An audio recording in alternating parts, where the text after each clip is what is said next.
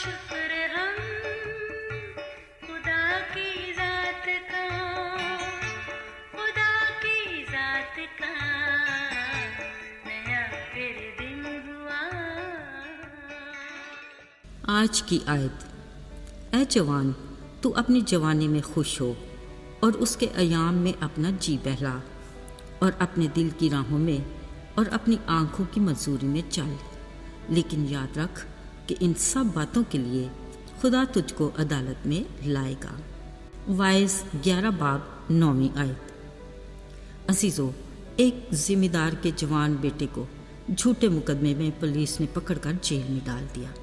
باپ نے بیٹے کی بے گناہی ثابت کرنے کے لاکھ جتن کیے مگر ناکام رہا۔ آخر مایوس ہو کر اپنا مقدمہ عادل منصف خدا کی عدالت میں ڈال دیا۔ ایک دن ذمہ دار اپنے بیٹے کو یاد کرتے بے حد اداس تھا۔ اس نے اپنے بیٹے کو خط لکھا: بیٹا، آج میں تنہا بیٹھا تمہاری کمی کو محسوس کر رہا ہوں۔ جانتا ہوں تم بے قصور ہو، میں تمہاری رہائی کی کوشش تو کر رہا ہوں، مگر نہ جانے رب کی کیا مرضی ہے۔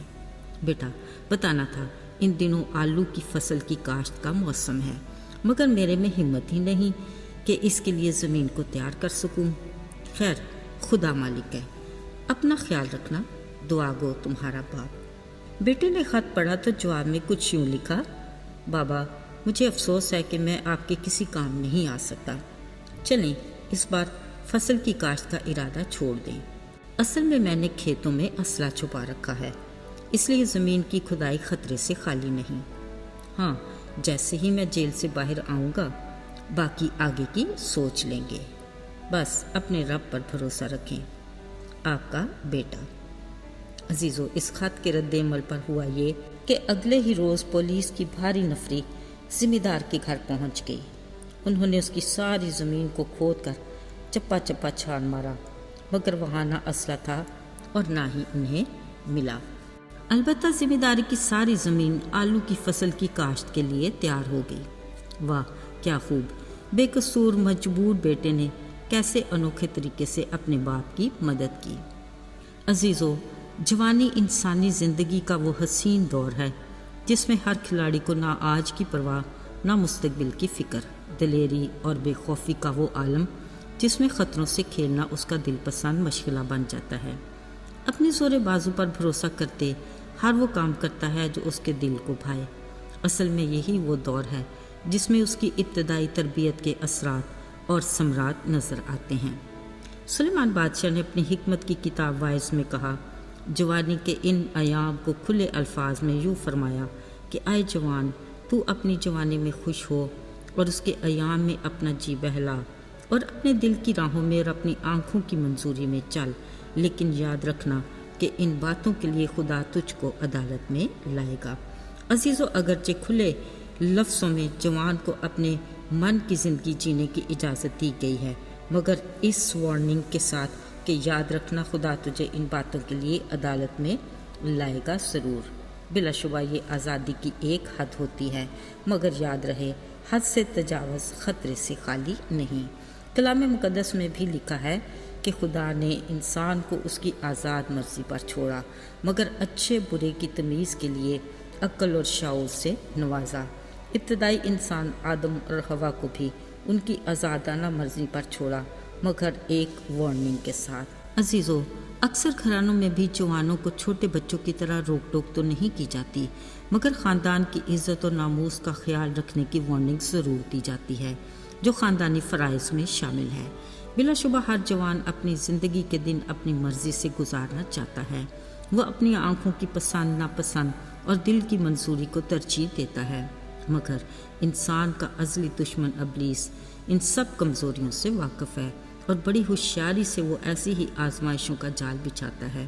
ایسے میں وہ جوانوں کی خواہشات کی چکا چوند روشنیوں کی طرف متوجہ کرتا ہے۔ اپنے حال میں بھرپور لطف اٹھانے کے موقع کو کسی صورت میں گنوانا نہیں چاہتے، اگرچہ یہ فطری عمل ہے، جبکہ مسرور اور شاد رہنے اور دل کی مرادیں پوری کرنے کے اور بھی بہت سے طریقے ہیں جس سے نہ نقصان کا اندیشہ ہے اور نہ پچھتاوے کی گنجائش، اور وہ ہے خالی خدا کے اصول کہ جوان اپنی روش کس طرح پاک رکھ سکتا ہے تیرے کلام پر دھیان رکھنے سے۔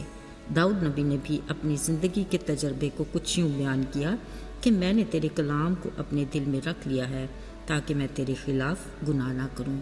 कलाम मुक़द्दस में भी यकीनन दाऊद का किरदार आज के जवान के लिए एक मिसाली नमूना है।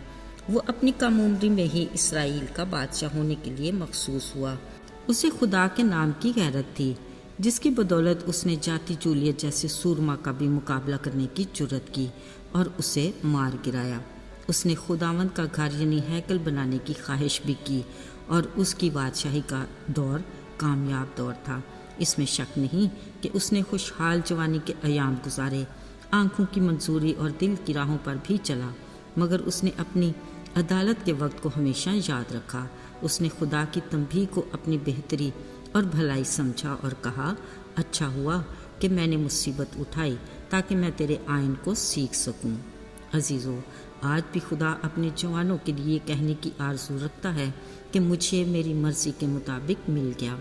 खाली खुदा चाहता है कि हर जवान अपनी जवानी में खुश रहे और उसके अयाम में अपना जी बहलाए और दिल की राहों और आँखों की मंजूरी में चले, मगर उसे ये याद रखना होगा कि इन बातों के लिए खुदा खुद उसे अदालत में लाएगा। लिहाजा ध्यान रहे, खालिक की मर्ज़ी के मुताबिक अपनी ज़िंदगी गुजारें और उसमें मसरूर और शाद रहें, तो वो अपने वादे के मुताबिक दिल की मुरादें पूरी करेगा। आइए दुआ करें। ऐ आसमानी बाप, आज हम अपनी कौम के जवानों के लिए तेरे हुजूर में मिन्नत करते हैं।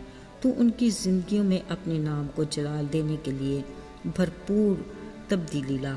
हर एक पर अपने नाम की मोहर लगा, उन्हें चुन ले और अपने लिए मखसूस कर कि वो तेरे नाम को जलाल देने का वसीला बने। यीशु के मुबारक नाम में आमीन।